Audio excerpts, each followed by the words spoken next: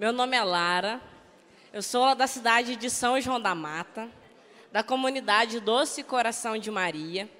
Tenho 26 anos e aproximadamente 12 anos de comunidade. É a melhor escolha da minha vida. E é uma grande alegria estar aqui, todos nós reunidos, para juntos partilharmos a palavra de Deus e juntos caminharmos com Jesus, juntos vivermos essa experiência do seguimento de Jesus. Todo mundo está vendo aqui, né, o tema geral do nosso acampamento é Vem e Segue-me. E o Xande, ele falava para nós na primeira pregação dele, que Jesus nos chama a estar com Ele. A primeira atitude do discípulo, a primeira lição que o discípulo precisa seguir é estar na presença do Mestre.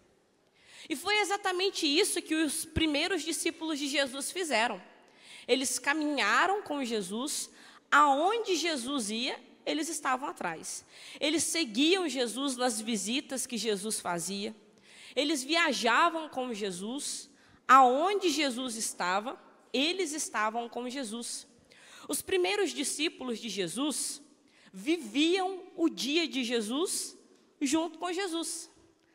Todo o momento, toda a situação em que Jesus estava, eles estavam atrás, estavam junto com Jesus. E essa pregação, meus irmãos, ela tem esse objetivo, de nos levar a viver um dia com Jesus. E esse é o nome dessa pregação, um dia com Jesus. Você pode falar para essa pessoa que está do seu lado aí, vamos viver um dia com Jesus?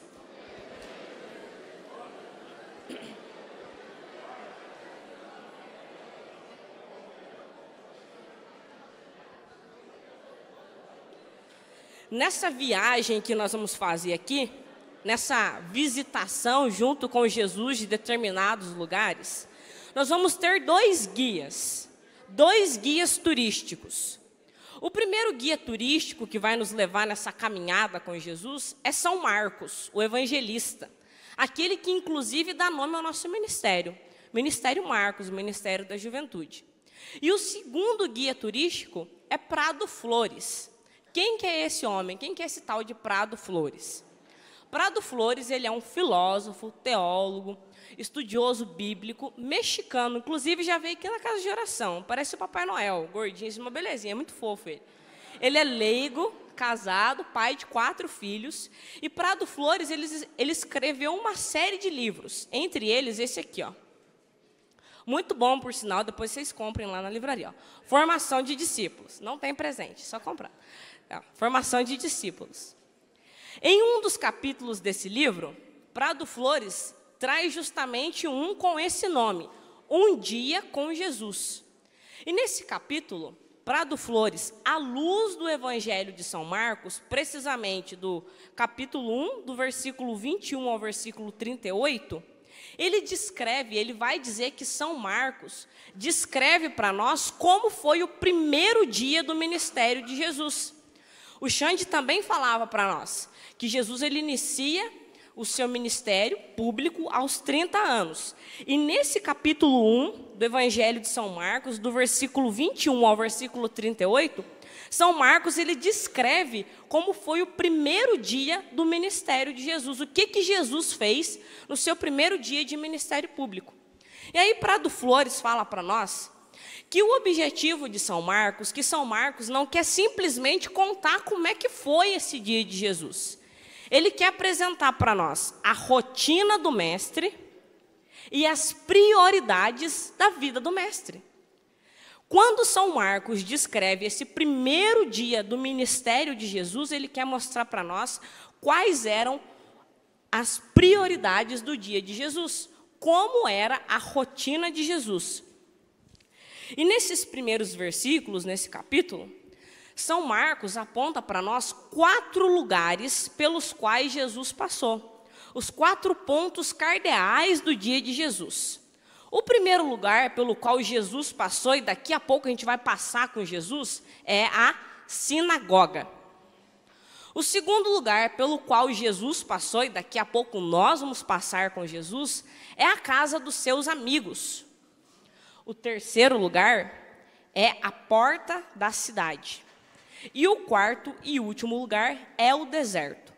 E a proposta dessa pregação é viver, é passar por cada um destes lugares com Jesus, vivendo um dia com Jesus. Vamos começar a caminhada? Senão a gente não termina o dia, né? Da hora do almoço a gente nem saiu do primeiro lugar. Vamos lá. O primeiro lugar que a gente vai visitar com Jesus é a sinagoga. E para isso, abre sua Bíblia, lá no Evangelho de São Marcos, capítulo 1, versículo 21.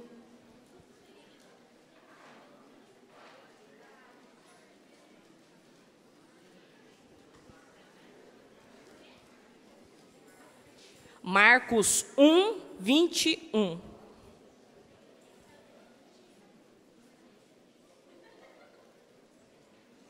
Marcos 1, 21.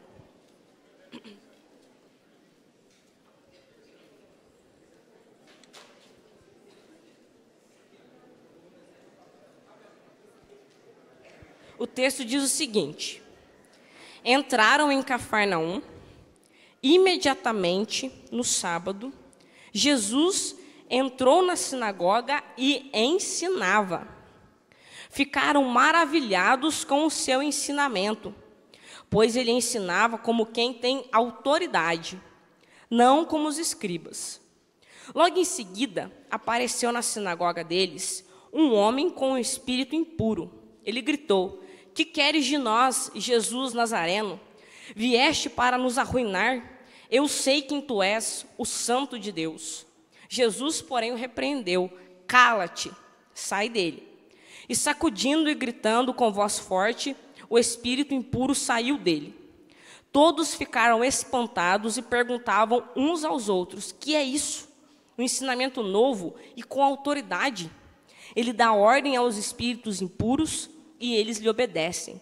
E a sua fama divulgou-se imediatamente por toda a região da Galileia. Até aí tá bom. Primeira coisa, pessoal, o que é a sinagoga? O que é a sinagoga? A sinagoga, ela é o lugar onde se reúnem os judeus. Eles se reúnem para aprender a lei e para meditar a lei. A sinagoga é diferente do templo. No templo acontece a oferta do sacrifício. Na sinagoga, a reunião para a meditação da lei. A sinagoga, ela nasce no meio do povo judeu no exílio babilônico. Os judeus foram retirados lá de Israel, levados para a Babilônia. E lá não tinha templo, não tinha de eles cultuar a Deus. Então, eles criaram a sinagoga para a reunião e meditação da palavra de Deus. Igual a casa de formação. A sinagoga é uma casa de formação. E lá os judeus se reuniam para meditar a lei e para conviver, para se reunir enquanto judeus. Jesus vai à sinagoga. O primeiro ato do dia de Jesus é visitar a sinagoga. E o que Jesus faz na sinagoga? Duas coisas. Ele ensina e ele expulsa um demônio. Na sinagoga, Jesus fez duas coisas. Ele ensinou e ele expulsou um demônio. A respeito do ensino de Jesus. São Marcos, ele fala duas vezes, tanto no versículo 21, quanto no versículo 22, que Jesus ensinava.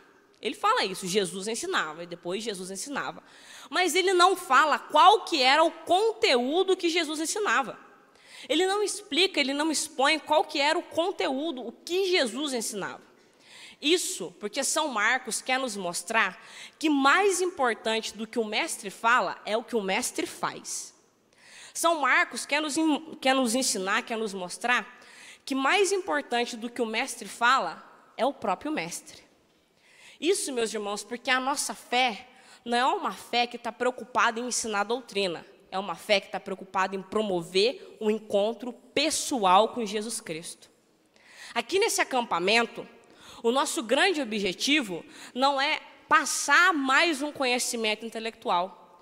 Nós não estamos preocupados com uma formação doutrinária. O que nós queremos nesse acampamento é nos encontrar com Jesus Cristo. Esse é o grande objetivo desse acampamento. Escutar alguém falar de Deus é gostoso, é bom ouvir pregação. Eu, particularmente, gosto muito. Mas não tem preço quando Deus fala no nosso coração. Quando Deus toca a nossa alma, quando nós conseguimos sentir a própria presença de Deus agindo na nossa vida. E esse é o objetivo da nossa fé cristã. Esse é o objetivo desse acampamento, promover esse encontro com Jesus. Portanto, mais importante que o conteúdo que o mestre apresenta é o próprio mestre. E é isso que nós precisamos querer nesse acampamento, um encontro com esse mestre. Um pouco à frente, São Marcos vai dar um adjetivo para esse ensino de Jesus. Ele vai dizer que Jesus ensinava com autoridade, e não como os escribas. Jesus ele ensinava com autoridade, e não como um dos discípulos, não como um dos escribas. Essa autoridade de Jesus tem duas raízes. A primeira raiz da autoridade de Jesus. Lá na sinagoga, o centro da sinagoga, o espaço mais importante da sinagoga, era onde estava guardado a lei e os ensinamentos dos profetas. Esse era o lugar mais importante da sinagoga. Quando Jesus chega, ele ocupa o centro da sinagoga. Todos os olhares se voltam para Jesus. Toda a atenção se volta para Jesus. Todos ficam maravilhados com aquilo que Jesus falava. Isso porque Jesus não ensina a lei, ele é a lei. A autoridade de Jesus, a primeira raiz da autoridade de Jesus vem daí. Ele não está explicando a lei, ele é a lei. Ele é o ensino dos profetas, ele é o verbo de Deus, a palavra de Deus encarnada. Essa é a primeira raiz da autoridade de Jesus. Ele não fala de algo, ele fala dele mesmo. Ele é a lei. A segunda raiz da autoridade do ensino de Jesus vem da coerência. Jesus era profundamente coerente. Ele falava e ele fazia e ele falava. O que Jesus pregava, Jesus vivia. Se Jesus pregava o perdão, ele perdoava. Se Jesus pregava o amor, ele amava. Se Jesus pregava o serviço, ele servia. Então as pessoas olhavam para a pregação de Jesus e viam essa confirmação na vida de Jesus. E isso dá autoridade para a pregação, para o ministério, para o testemunho. E aqui vale uma importante pergunta. Você tem tido autoridade no seu ministério? O seu testemunho tem sido um testemunho de autoridade? A sua pregação tem sido uma pregação de autoridade? Você tem sido coerente? Ou você tem sido um jovem Power Ranger? O que é um jovem Power Ranger? Na hora de ir para a comunidade, na hora de ir para o grupo de jovens, é hora de morfar. Tchá, tchá. E aí veste a carinha de santo. É terço no pescoço, terço no bolso, terço na mão, camiseta do Cristificar, 2 Bíblias. E lá daí chega na adoração do acampamento, chora, esparrama no chão, finge até repouso. Saiu do grupo, saiu da comunidade, desativa o morfador e vai viver a vida bandida. Esse é o jovem Power Ranger. Se nós formos jovens Power Rangers, o nosso testemunho não vai ser um testemunho coerente, a nossa pregação, o nosso ministério não vai ter autoridade e as pessoas não vão conseguir experimentar de Deus olhando para a nossa vida. Olha o peso da coerência, olha o peso que a coerência tem. Aquilo que você é no grupo de jovens, você também é na escola? Ou você é de um jeito no grupo e na escola você toca o terror? O que você é na comunidade, você também é na faculdade? Ou na faculdade você toca o terror? O que eu sou aqui na casa de oração, também é a mesma coisa que eu sou com o meu grupo de amigos, quando eu estou numa festa, quando eu estou no futebol, ou eu visto a minha fantasia de Power Ranger aqui, eu ativo o morfador, e saindo daqui eu desativo e guardo o morfador só para o próximo encontro. Pergunta para o seu amigo aí, você é coerente ou você é Power Ranger?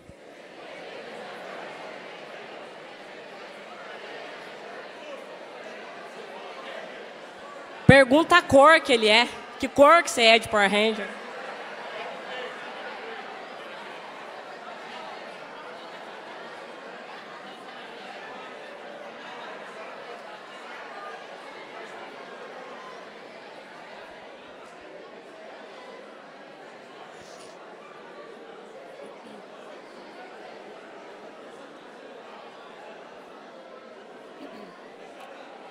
Pessoal, além de ensinar, além de passar um conteúdo, além de ensinar na sinagoga, Jesus também expulsa o demônio. E quando São Marcos descreve que Jesus expulsou um demônio, ele quer nos mostrar para o que Jesus veio. E para o que Jesus veio?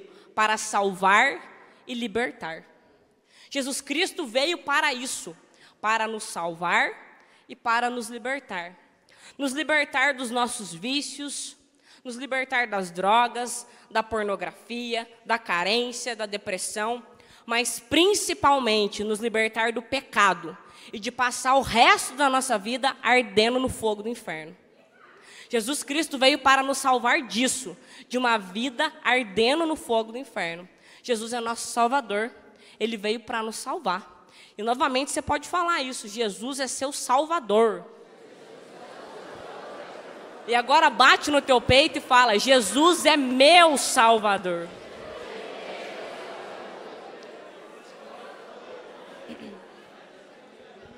Jesus já começa o dia dele daquele jeito. Ele ensina, ele expulsa o demônio, e agora nós vamos para o segundo lugar que Jesus segue após a sinagoga. E esse lugar, vocês lembram qual que é? A casa dos amigos. Pega sua Bíblia aí de novo, no versículo 29.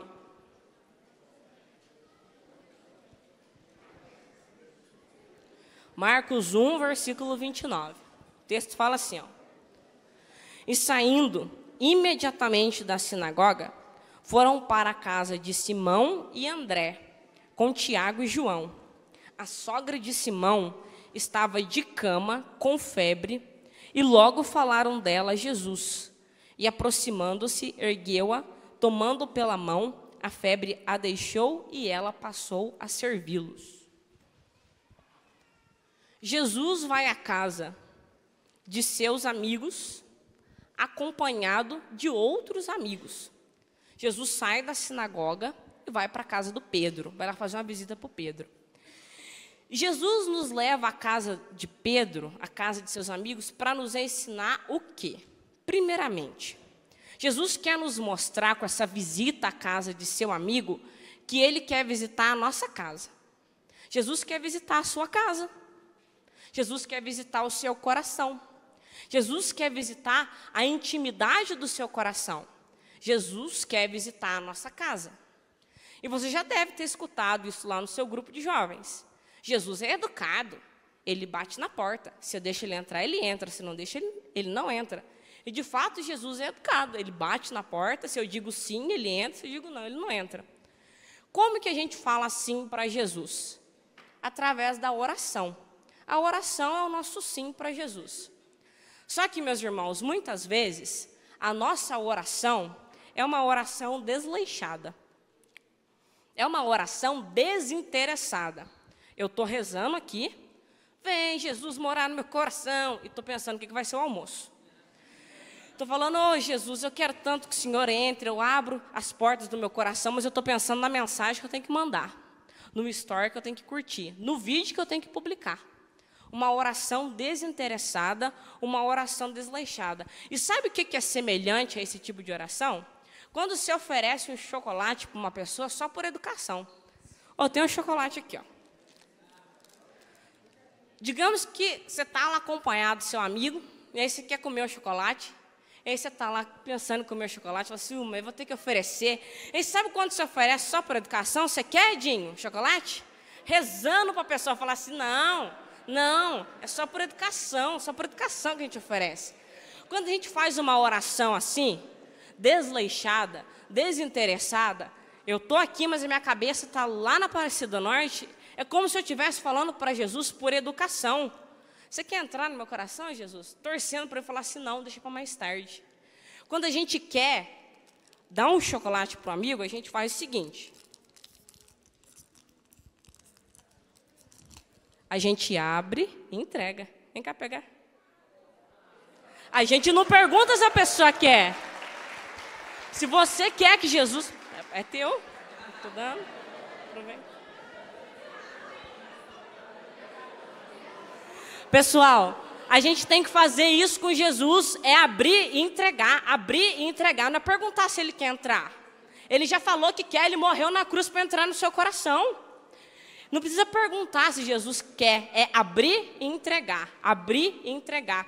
Quando a gente realmente quer que Jesus entre no nosso coração, a gente faz isso, a gente abre e entrega. A gente abre e entrega. Ele quer entrar na sua casa hoje.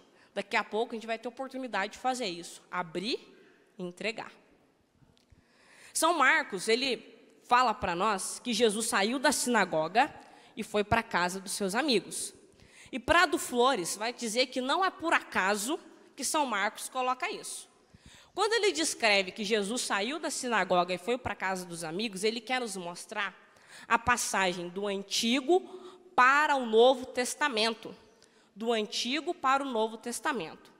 Lá em João, no capítulo 15, versículo 15, Jesus fala o seguinte: eu não vos chamo servos, eu vos chamo de amigos. No Antigo Testamento, as pessoas se relacionavam com Deus nessa perspectiva da servidão.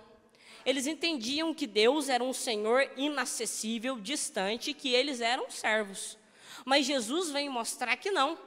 Que o relacionamento que ele quer ter comigo e com você é um relacionamento de amizade.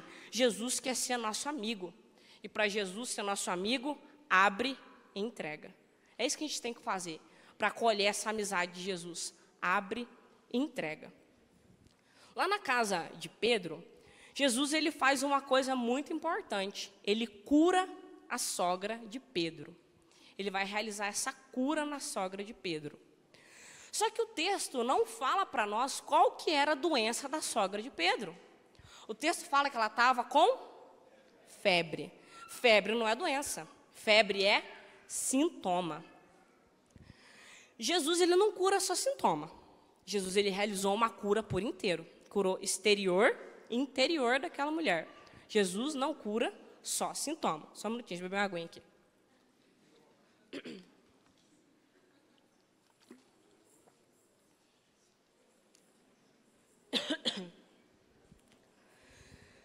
Voltando, Jesus não cura só sintoma, ele cura por inteiro. Só que muitas vezes nós fazemos isso. Nós ficamos remediando sintoma e com remédio errado. E para quem é da saúde, sabe que isso é um perigo. É um perigo a gente tratar sintoma só com tratar sintoma dando qualquer tipo de remédio. Isso maqueia uma grave doença que pode, inclusive, nos levar à morte. O que eu estou querendo falar com isso? Que a gente trata sintoma com remédio errado. Vou dar um exemplo para a gente entender melhor. Juan, posso usar você no meu exemplo? Estou liberado? Não estou autorizado, hein? Nada de indenização depois. Vou pegar o exemplo do Juan.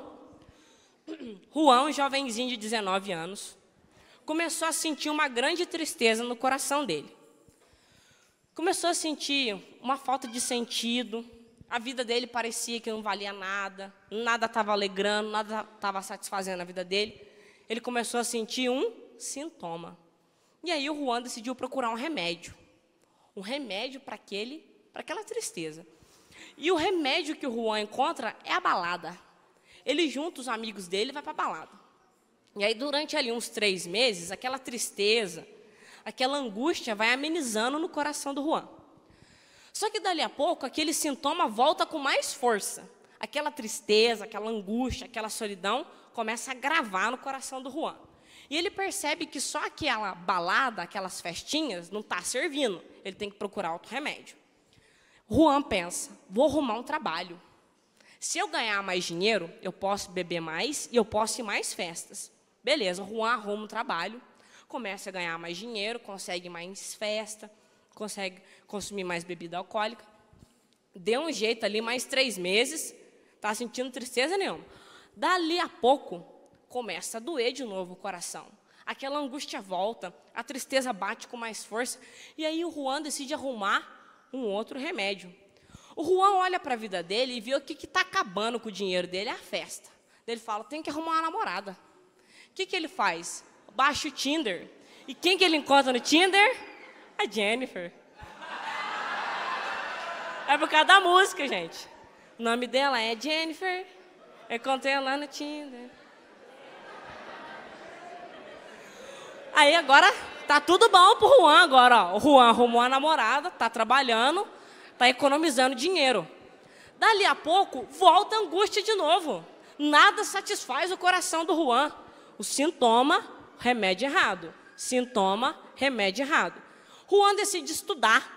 O que está faltando na minha vida é eu ficar mais inteligente, vou fazer uma faculdade. Faz a faculdade. Um tempo resolve, depois volta de novo. Nossa, mas está muito ruim, já sei o que eu vou fazer, eu tenho que casar. É isso que eu preciso fazer. Se eu casar, vai dar tudo certo. Casou com a Jennifer.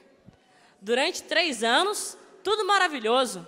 A angústia sumiu e falou assim, agora eu achei o remédio que eu precisava casar. Dali a pouco, volta ainda mais dolorosa aquela tristeza e aquela angústia. Qual que é o outro remédio que o Juan arruma? Uma amante. Ele vai arrumar uma amante. Arrumou uma amante.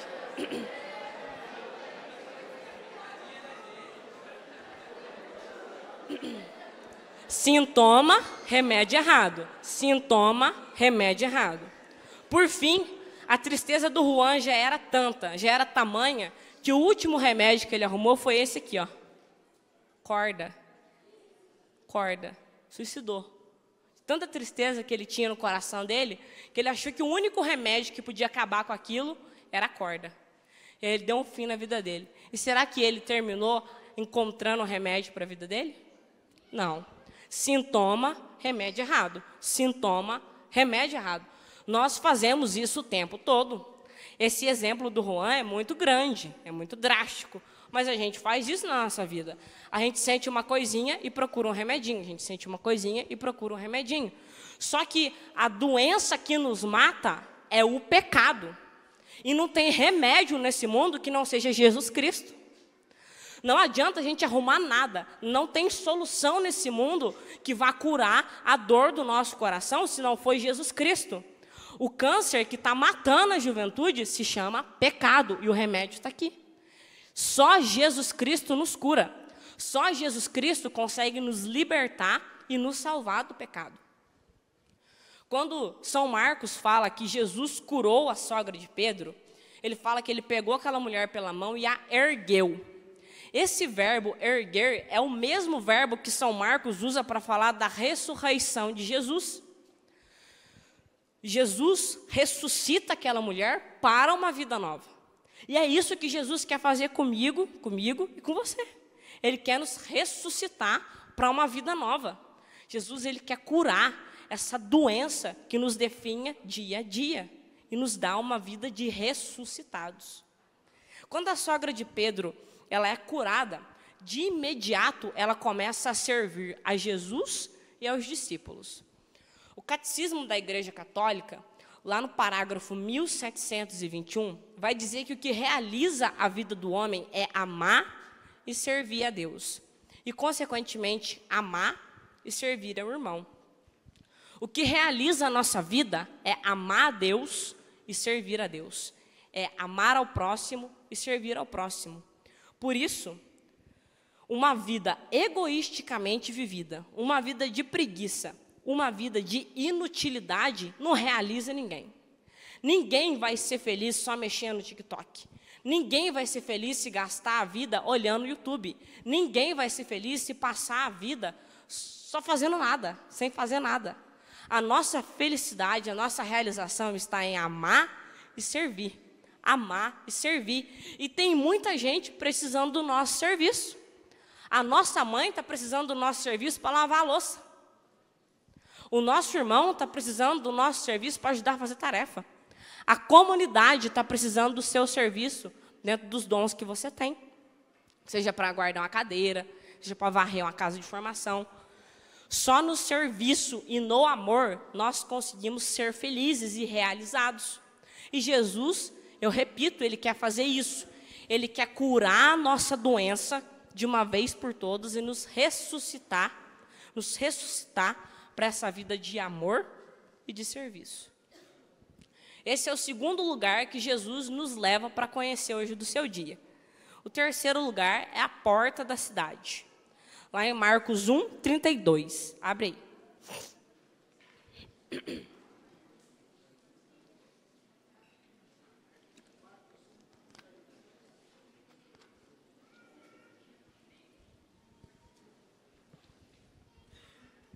Marcos 1, 32.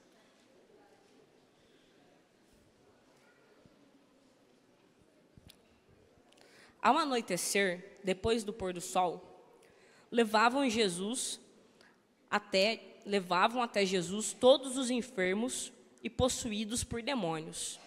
A cidade inteira estava reunida à porta da casa. Ele curou a muitos que sofriam de diversas enfermidades. Expulsou também muitos demônios, mas não lhes permitia falar, porque sabiam quem era ele. A porta da cidade, pessoal, ela era o centro da vida comercial.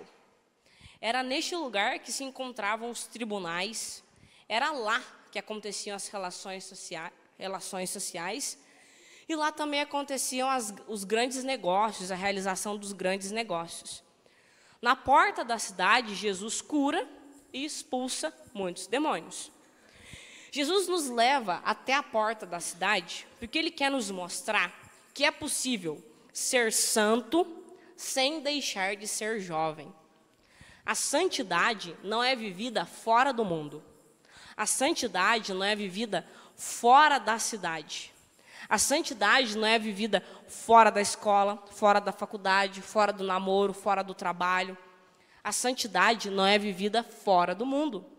Nós somos convidados a ser santos no meio do mundo, na faculdade, na escola, na família, no trabalho.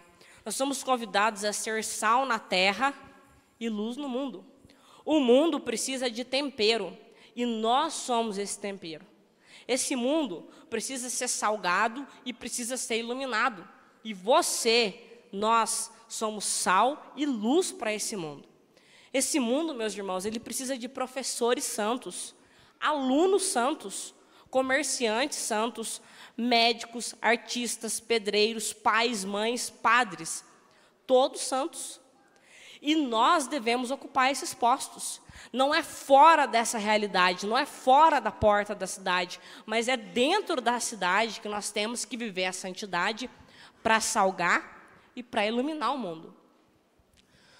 Só que nós só vamos conseguir ser esse sal na terra e essa luz no mundo, para essa cidade, para esse mundo, para essa sociedade, se assim como Jesus nós passarmos continuamente pelo quarto lugar. Para que a gente consiga levar luz e ser sal lá na porta da cidade, nós precisamos passar todos os dias da nossa vida pelo quarto lugar. Pega aí na sua Bíblia, Marcos 1, 35.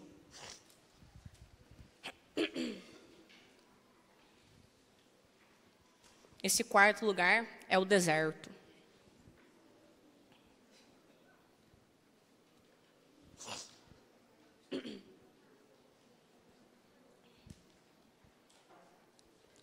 O texto fala assim, ó, bem cedo, levantando-se antes do amanhecer, Jesus saiu e foi a um lugar deserto e lá ficou em oração. Simão e seus companheiros foram à procura dele.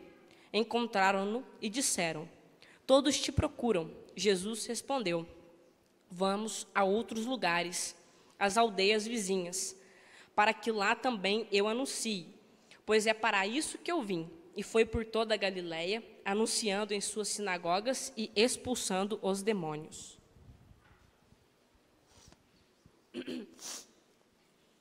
O deserto, meus irmãos, ele é o lugar da oração e ele é o lugar da tentação. Ele é o lugar da oração e é o lugar da tentação. Antes de qualquer coisa, no dia de Jesus, o texto fala, bem cedo, antes do amanhecer. Jesus iniciava seu dia e concluía seu dia na presença do Pai em oração. Porque é na oração que Jesus reunia forças para encarar o dia novamente.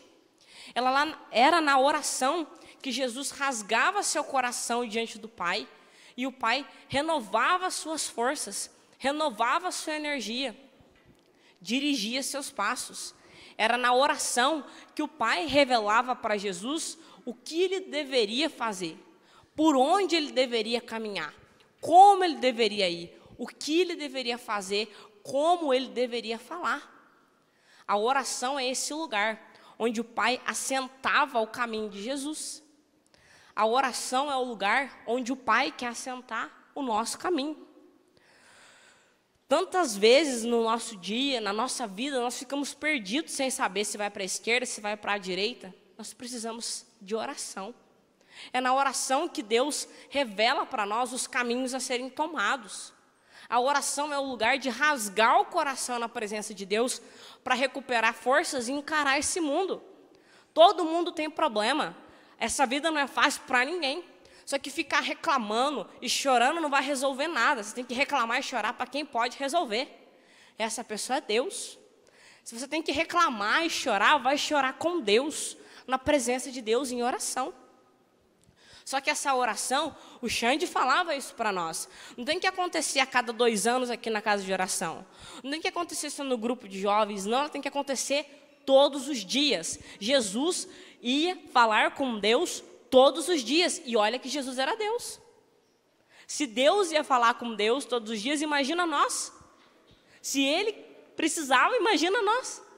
O quanto que nós não precisamos falar com Deus todos os dias. Rasgar o nosso coração na presença dEle. Chorar as nossas amarguras na presença dEle. Criar com Ele intimidade e amizade. Nós só vamos entender que Jesus é o centro da nossa vida. Nós vamos conseguir ser amigos de Jesus se todos os dias tirarmos um tempo para o deserto. Se todos os dias gastarmos um tempo da nossa vida na presença de Jesus. Essa é a primeira lição, é a primeira atitude do discípulo, gastar tempo com o Mestre. Porém, entretanto, todavia, o deserto também é o lugar da tentação. Jesus está chamando todo mundo para seguir Ele. E todo mundo que está aqui está decidido, está querendo, está desejoso de seguir Jesus. Mas eu tenho uma má notícia para te dar. Depois daqui você vai ser tentado todos os dias da sua vida. Você não vai ter paz. A tentação vem e vem mesmo. Nesse caminho de seguimento, nós seremos tentados continuamente. Continuamente vai vir a tentação, o diabo vai querer nos fazer desistir desse segmento de Jesus. O diabo, ele é estrategista. Ele nos tenta naquele ponto mais fraco da nossa vida. Ele conhece o nosso calcanhar de Aquiles. A nossa maior fraqueza, o diabo conhece. E é aí que ele vai nos tentar. Ele nos tenta com as questões do prazer, do poder, do ter, com os nossos medos, nossas inseguranças. O diabo, ele vai nos tentando com coisas pequenas, propondo-nos pequenos pecados, mas que, quando acumulados, são capazes de derrubar grandes santos. Nós precisamos de 2 coisas para conseguir vencer a tentação. Vigilância. Vigilância é correr do pecado. Nós temos que ser humildes para reconhecer que não dá para enfrentar o diabo, a gente tem que correr. Nós precisamos fugir das oportunidades de pecado. Quais são as suas oportunidades de pecado? Todo mundo sabe que você não pode pisar aqui, senão você vai cair. Eu estava com medo de vir aqui e cair, de andar aqui e cair. Mas eu tive que vir, se eu pudesse eu corria daqui de cima. Que coisa perigosa. A gente tem que fazer assim na nossa vida. Perceber aonde que eu vou cair e não pisar. Se está vendo que o chão está fraco, não pisa naquele chão. Se está vendo que a areia é movediça, não vai brincar na areia movediça. Precisamos perceber quais são as minhas oportunidades de pecado e correr de todas as oportunidades de pecado. A segunda coisa é conhecer a verdade. Quando Jesus foi tentado, ele rebatia toda a tentação com a palavra de Deus. Jesus conhecia a verdade, Jesus era a verdade. E para que a gente consiga rebater todas as tentações, nós precisamos conhecer a verdade pela palavra e pela oração. Com a palavra e a oração, nós vamos conseguindo entender quais são as mentiras que o diabo nos conta e assim não cair nelas.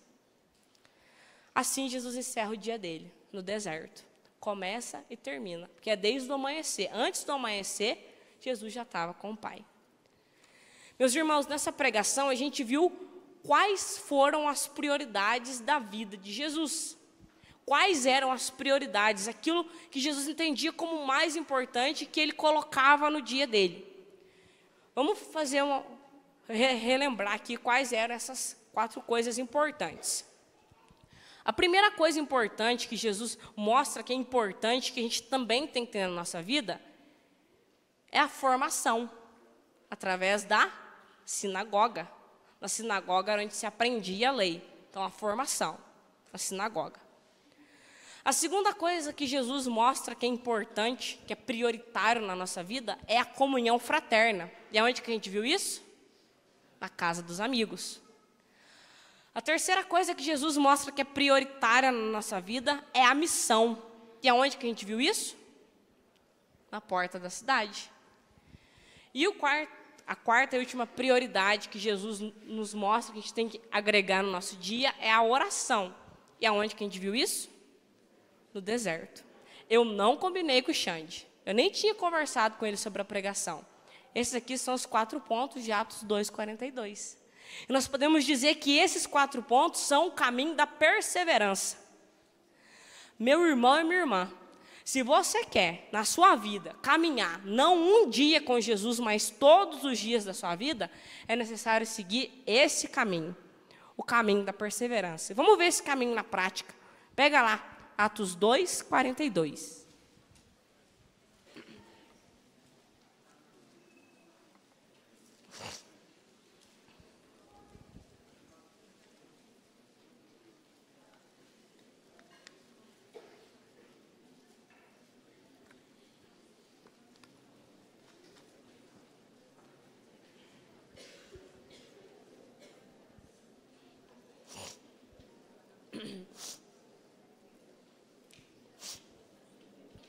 Vamos ler junto. Ó.